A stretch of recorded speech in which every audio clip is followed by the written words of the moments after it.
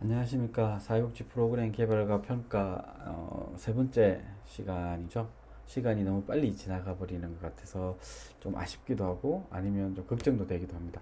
이번 학기 당초 목표를 잘 할 수 있을지 걱정도 앞서는 건 사실이지만 한 걸음 한 걸음 나가다 보면 목표에 도달할 수 있을 것이라는 믿음을 가지면서 3주차 강의를 시작하도록 하겠습니다. 강의 시작 전에 잠시 지난 시간에 했던 내용들 한번 되돌아보면 프로그램의 개념, 그리고 왜 하는지, 그리고 책임성에 대해서 이야기를 드렸는데 혹시 기억이 나시나요?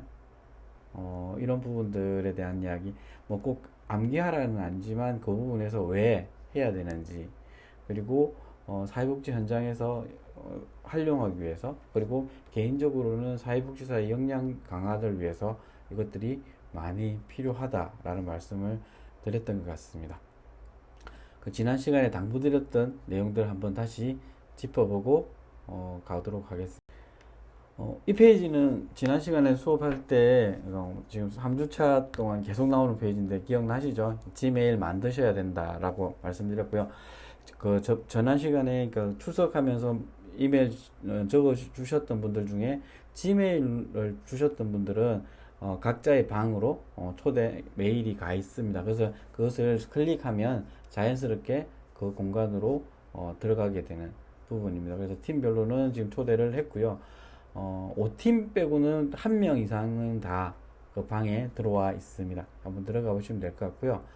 그리고 프로젝트를 위한 뭐 팀 구성, 지난주에 1팀, 2팀, 3팀, 4팀, 5팀까지는 구성을 했고요. 6팀은 당초에 이제 다문화 쪽으로 생각을 했었지만 한 명, 두 명에서 한 명이 다른 팀으로 옮기는 바람에 지금 한 명이 만들어져 있어서 다음 페이지에 그 조를 설명을 드리겠지만, 그래서 주간은 2개 팀으로 만들어졌고 주말은 6개 팀으로 만들어져서 프로젝트가 준비가 될 거고요. 그러니까 이 당초 뭐 잘 만들어지면 이번 학기가 끝났을 때 뭐 책자까지는 아니더라도 여러분들이 서로 소통하면서 이 내용들을 알 수 있는 공간을 만들고 거기에서 활용할 수 있는 자료로서 서로의 내용들을 볼 수 있는 공간을 만들어 보려고 합니다. 그래서 이메일, 그러니까 중요하다라고 말씀드렸고, 이 부분에서 서로의 이야기들을 할 수 있었으면 좋겠다. 그리고 다음 시간 4주차에는 전산실에서, 전산실이 어딘지는 조교쌤한테 안내 드리라고 말씀드리겠습니다. 그래서 전산실에서 모여서 구글 독스를 어떻게 사용하는지, 그리고 그걸 사용하면 어떤 모습으로 보이는지, 이런 것들을 한번 이야기해보는 시간들을 가져보도록 하겠습니다. 지난 시간에 저희들이 정했죠. 이 프로젝트 쭉 하면서 1팀 같은 경우는 백압순 선생님, 이주영 선생님, 전효정 선생님, 이동주 선생님, 정혜숙 선생님, 하미경 선생님에서 6명이 노인에 관련된, 그러니까 크게 대상은 노인으로, 그리고 이 팀은 김선혜, 배외숙 선생님, 김정현 선생님, 김영주 선생님, 재원선 선생님, 최길순 선생님 6명이서 장애인에 관련된 내용들을 이야기하고 싶어 하셨고요. 3팀은 6명이서 아동 청소년에 대한 이야기들을 뭐 대상을 통해서 뭐 구체적인 내용들을 풀어내는 작업들. 4팀은 5명이서 5명이 중장년에 대한 이야기들을 한번 풀어내 주실 거라고 생각이 들고요. 그리고 5팀은 4명이 문화에 대한 이야기들을 한번 큰 카테고리를 가지고 사회복지 프로그램을 한번 만들어 보는. 그리고 6팀 같은 경우에는 지난 시간에 출석 안 하신 분들까지 합쳐서 5명이, 그리고 주제도 아주 미정입니다. 그래서 실제로 중간고사가 끝나기 한 6주 전까지는, 그러니까 팀장도 만들고 팀원들도, 그래서 어떤 역할을 가는지, 모든 팀이 저희들이 제안 드렸듯이 뭐 총무석이가 있어야 되는 건 아닙니다. 팀장 있고 뭐 밑에 뭐 선임이 있을 수 있고, 그 속에서 우리 팀이 사업을 진행하는 데 있어서 어떤 역할들을 가져야 되겠다라는 부분들을 해놓으면 안에서 그것도 한번 해볼 수 있는 거죠. 그러니까 결제 라인을 한번 밟아볼 수도 있는 거고, 그러면서 소통하는. 그러니까 그렇다고 해서 뭐 나는 관장할래 이렇게 해서 실질적으로 지시만 하는 이런 역할들이 아니라, 실질적으로 서로가 소통하는 속에서 하나의 프로그램을 만들어내는 작업들을 해주셨으면 좋겠다. 그래서 주말반이 최대한 이 팀이 구성이 해서 갔으면 좋겠어요. 제가 그러니까 여러분들한테 보여드리고, 그러니까 이 프로그램을 통해서 하고자 하는 것 중에 하나가 어, 갈등 상황에서 어떻게 소통하는가도 보고 싶은 것도 있어요. 왜냐면 사회복지 현장이 내하고 뜻 맞는 사람들이 모여서 하는 게 쉽지 않은 거죠. 그러니까 내가 뭐 뭐라고 이야기할죠? 좀 다르게 이야기하면 어려운 상사가 있을 수 있는 거죠. 그리고 말 안 듣는 후임이 있을 수 있는 거죠.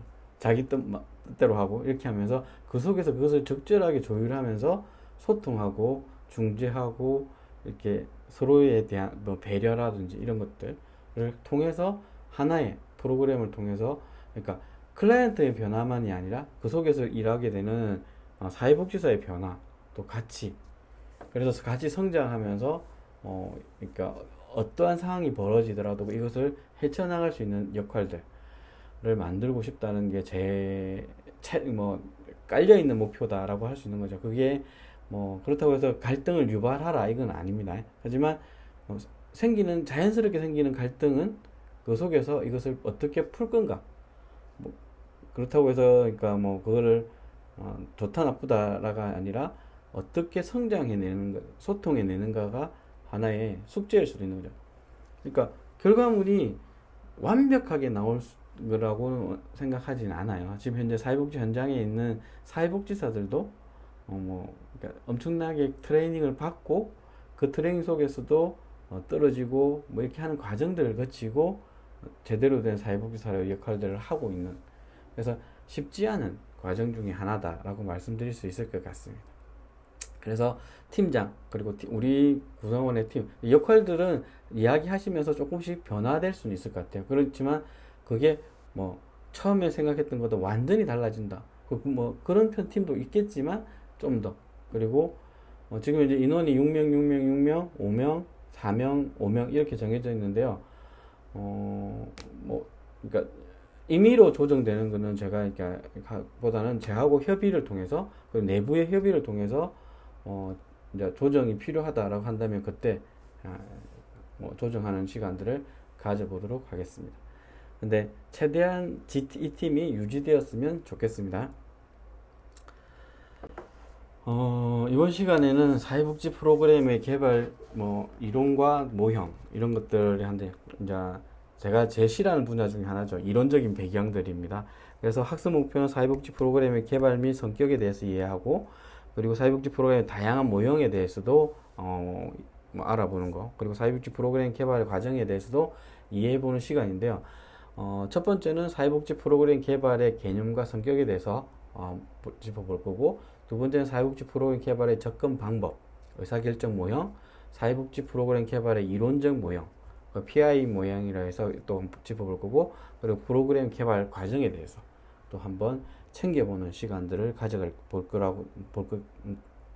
가져오겠습니다. 말이 지금 버벅대고 있습니다. 그래서 사회복지 프로그램의 프로그램 개발의 개념이라고 하는 것은 새로운 프로그램을 만들거나 기존의 프로그램을 수정 보완, 그래서 더욱 효과적인 프로그램에서 개선시키는 노력과 과정을 말한다 라고 할 수 있습니다. 그래서 사회복지 프로그램 같은 경우에는 보통의 다른 영역들 같은 경우에는 노래 같은 경우에는 저작권이라는 부분들을 통해서 카피를 했다면 난리가 나죠. 근데 사회복지 프로그램은 카피 인용이라는 것들을 해주면 좋죠.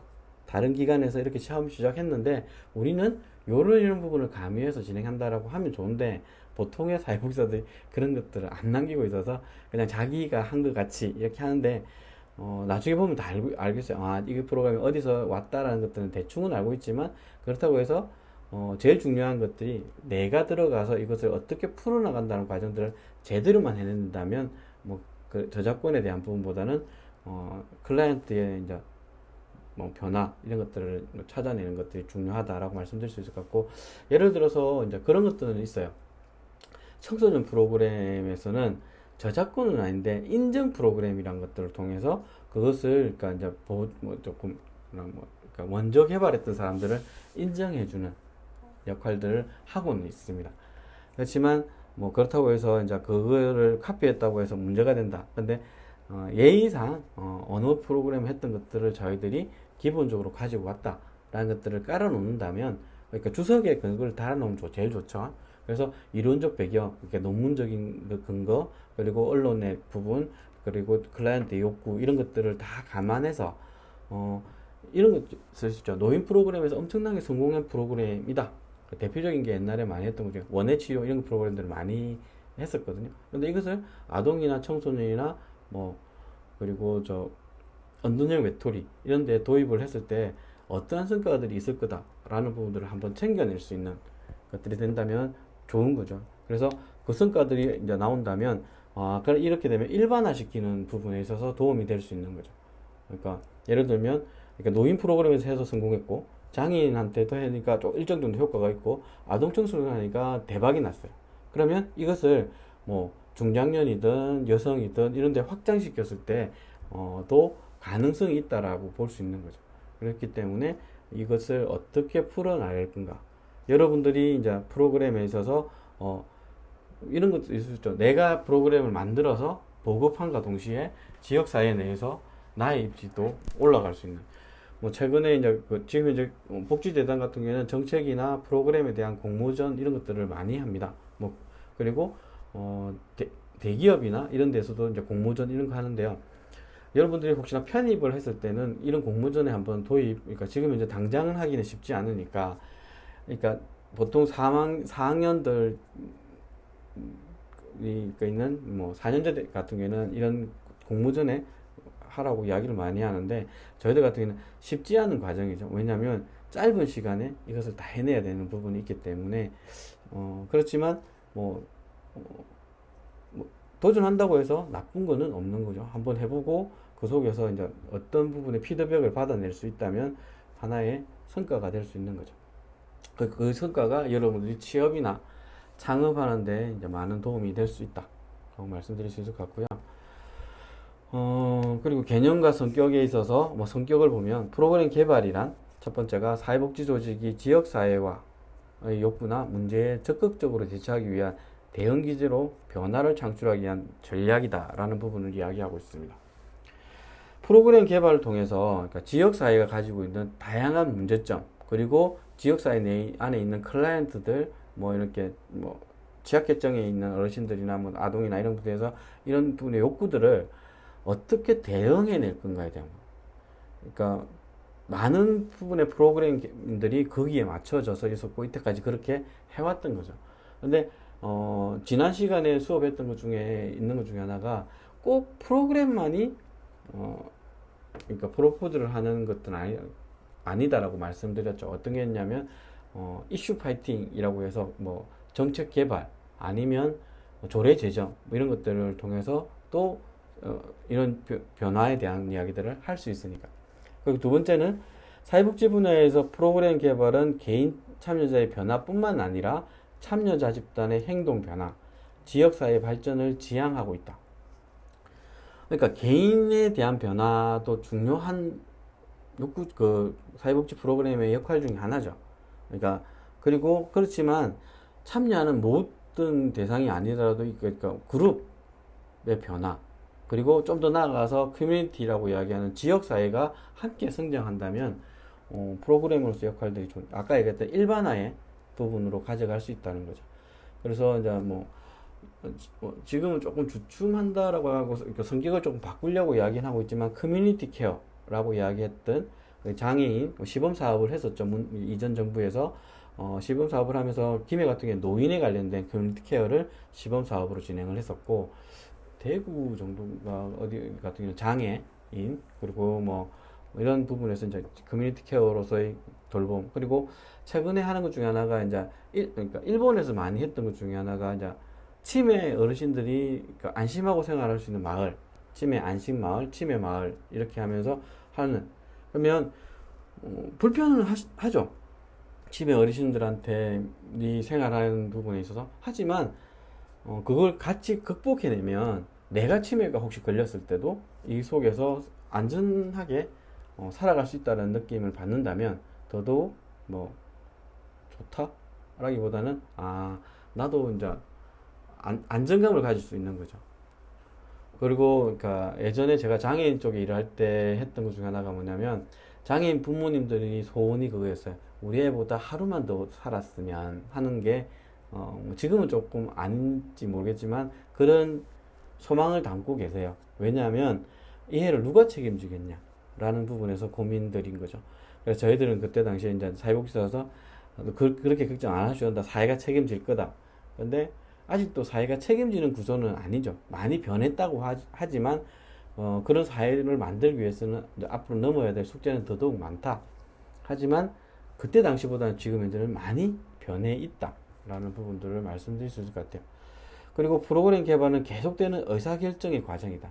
그러니까 그러니까 처음 계획했다고 해서 그게 끝까지 가는 것이 아니라 그 안에서 뭐 클라이언트든 사회복지사든 관리자든 지역사회든 계속 끊임없는 의사소통 그리고 그러니까 를 통해서 그러니까 내용의 변화, 성장 그 속에서 클라이언트의 욕구의 만족 이런 것들을 해나가면서 끊임없이 의사소통을 하면서 수정하고 보완하고 이런 과정들을 거치게 되는 거죠.